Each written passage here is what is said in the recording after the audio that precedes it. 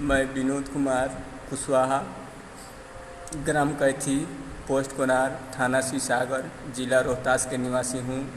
मैं वर्तमान में 2016 से 21 का उप सरपंच था और ग्राम कैथी के निवासी हूँ। हम लोग के कैथी में हिंदुओं पर इतना दबाव है कि किसी भी बात पर यहाँ के मुस्लिम लोग के भीड़ में आकर हम लोग को पूरी तरह मारपीट करते। दर्जनों के भीड़ में हम लोग आकर पूरी तरह मारपीट कर देते हैं। प्रताड़ित इतना करते हैं कि हिंदू लोग गांव छोड़ कर भाग जा रहे हैं। इसमें दर्जनों लोग सक्रिय रहते हैं, हिंदुओं को मर्डर करते हैं, माँ बहन का इज्जत से खिलवाड़ करते हैं, रंगदारी टैक्स लेते हैं। हम लोग गरीब आदमी हैं, ये लोग चंदा तहसील कर हिंदुओं को पूरी तरह प्रताड़ित करते हैं। कोई हिंदू मदद नहीं करता, उल्टे ये मुस्लिम लोगों को यहाँ के हिंदू लोग वोट लेने के लिए मुर्गा दारू पीने के लिए मना करते हैं। हम लोग को इसमें दर्जनों लोग सक्रिय रहते हैं, इसमें कोई कार्रवाई नहीं होता। हम लोग गरीब आदमी पड़ जाते हैं और पैसा के बगैर कहीं सुना नहीं जाता। हम लोग को बुरी तरह पीटते हैं ये लोग। दर्जनों लोग जुट जाते हैं, हिंदू लोग वोट के लिए, राजनीति के लिए अपना कोई मुर्गा दारू पीने के लिए उन लोगों को साथ देता है। मेरी आवाज़ को माननीय प्रधानमंत्री जी से, माननीय राष्ट्रपति जी और माननीय मुख्यमंत्री जी तक पहुंचाया जाए, माननीय गृह मंत्री जी तक। हम लोग अब कैसे जिए? मुझे जीने का इच्छा नहीं है, अब मैं जीना नहीं चाहता हूँ। हम लोग कुछ हमको थोड़ा भी जीने का इच्छा नहीं है, इतना हम लोग को ये लोग दर्द दे दिया है। नमस्कार दोस्तों, जय हिंद, वंदे मातरम। दोस्तों, आप ये वीडियो देख चुके होंगे और इस वीडियो में स्पष्ट तौर पर वो रोहतास का वो व्यक्ति है, कैथी गांव का, जो कह रहा है कि नहीं, हमारे यहाँ जो मुसलमान हैं वो आते हैं और प्रताड़ित करते हैं और ग्रुप में आते हैं, समूहों में आते हैं, 10-12 लोग होते हैं और आने के बाद पूरी तरह से हमला कर देते हैं। हमला करने के बाद बहन बेटियों के साथ छेड़छाड़ भी होता है। उसके बाद जब वो हमला करते हैं तो हिंदू लोग घर छोड़ करके भाग जाते हैं। तो ये सारी जो घटनाएं घट रही हैं दोस्तों, इसका क्या मतलब है? क्या आपको ऐसा लगता है कि ये आने वाले समय में आपके पास नहीं हो सकता है?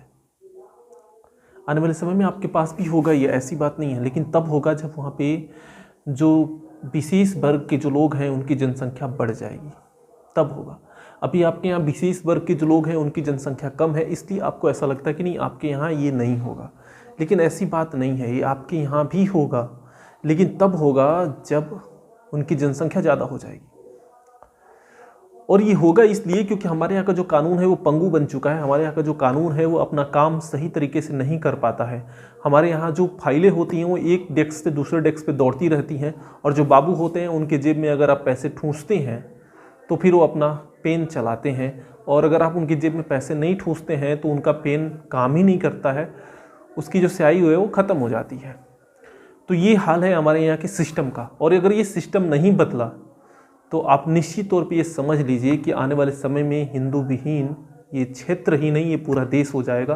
क्योंकि हम 9 राज्यों में ऑलरेडी ही अल्पसंख्यक बन चुके हैं, लेकिन हमें आज तक अल्पसंख्यक का दर्जा भी नहीं मिला है। और क्यों नहीं मिला है?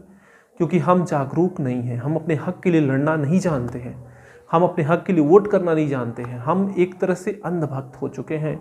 अपने हक के लिए भी जो न लड़ पाए, अपने हक के लिए भी जो नहीं खड़ा हो पाए, उससे बड़ा नपुंसक कौन होगा? आप बताइए।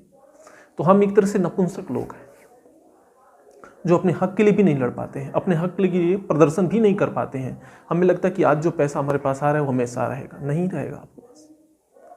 आज जो आपके पास जिस झूठी इज्जत के लिए आप दौड़ रहे हैं वो भी नहीं रहेगा।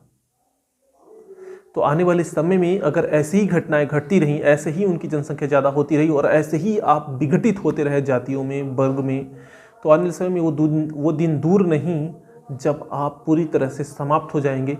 या तो आप कन्वर्ट हो जाएंगे या तो आप समाप्त हो जाएंगे। तो फैसला आपको करना है कि क्या आपको अपना धर्म प्यारा है या नहीं है। फैसला आपके हाथ में है कि आपको क्या करना है आने वाले समय में। आने वाले समय के लिए वो पूरी तरह से तैयार है और उसकी पूरी तैयारी कर रहे हैं, लेकिन आप पूरी तरह से बंधे हुए हैं और कुछ भी नहीं कर रहे हैं। देखिए, मैं ये नहीं कहता कि आप किसी से लड़िए, मैं ये कह रहा हूँ कि आप वैचारिक रूप से अपनी बातों को फैलाइए, अपनी बातों को रखिए उनके सामने। क्योंकि अगर आप चुप रहेंगे तो कोई भी आकर के पीट के चला जाएगा, आप बोलेंगे भी नहीं कुछ उसको। लेकिन आप जब अपनी बातें रखेंगे तो लोगों को समझ में आएगा। उन्हीं में से कुछ लोग होंगे जो टूट करके आपके साथ बोलेंगे, क्योंकि सारे के सारे लोग विशेष वर्ग के एक जैसे नहीं होते हैं। सारे के सारे विशेष वर्ग के लोग एक जैसे नहीं हैं। जरूर उनमें से कुछ लोग हैं जिनकी मानसिक रूप अच्छी है, जो जागरूक हैं, जिनके विचार अच्छे हैं, तो आपके साथ जरूर आएंगे। तो इस तरह से वो टूटेंगे। लेकिन अगर आप अपनी बातें नहीं रखेंगे तो वो टूटेंगे भी नहीं। और टूटना किसको पड़ेगा? आपको टूटना पड़ेगा, क्योंकि आप जातियों में विभक्त हैं। आपको एकजुट होना पड़ेगा। अभी तक मैं आपको बता दूं दोस्तों कि हमारे देश में सिर्फ 50% हिंदू ही जागरूक हुआ है। एक एवरेज निकाला जाए तो हर जातियों में से सिर्फ 50% हिंदू ही धर्म के लिए जागरूक हुआ है। लेकिन अभी हमें मीलों दूर जाना है। अभी हमें 100% हिंदुओं को जगाना है। अब 100 नहीं किए तो कम से कम 95% हिंदुओं को तो जागना ही पड़ेगा और अपने हक के लिए, अपने धर्म के लिए वोट करना पड़ेगा, तभी हम सुरक्षित रह पाएंगे।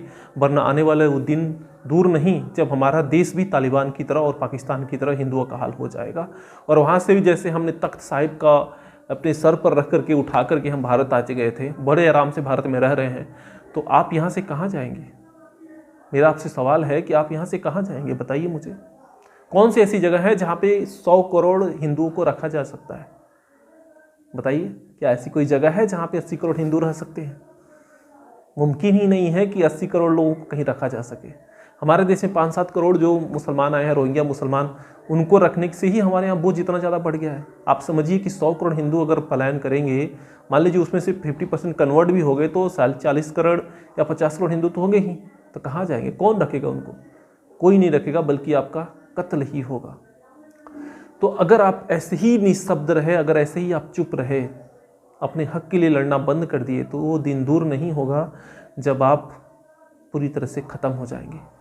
अगर आपको फिर भी नहीं समझ में आया तो मेरा वीडियो आप हमेशा देखते रहिए। आपको ज़रूर आज नहीं तो कल समझ में आ ही जाएगा, क्योंकि मैं ऐसे ही सबूत के साथ अपने तथ्य रखता हूँ। उसके पीछे क्या है और आगे क्या है, इन सभी चीज़ों के बारे में बताता हूँ आपको, कि जो घटनाएं घट रही हैं वो पुनरावृत्ति भी हो सकती हैं। ऐसा नहीं है कि बस एक बार ही होगा, वो घटनाएं बार बार होगी और बार बार हो भी रही हैं। बस आपने अपनी आँख को बंद कर रखा है, लेकिन सूरज तो चमक ही रहा ना। सूरज चमक रहा है, बस आपने अपनी आंखें बंद कर रखी है, तो आपको लगता है कि सूरज नहीं चमक रहा है। ऐसा नहीं है भैया, सूरज चमक रहा है। सूरज अपना काम कर रहे हैं, बस आप अपना काम नहीं कर रहे हैं। तो जागरूक होइए और जुड़िए हमारे साथ, और मेरे चैनल को लाइक कर दीजिएगा, सब्सक्राइब कर दीजिएगा और शेयर कर दीजिएगा। जय हिंद, वंदे मातरम।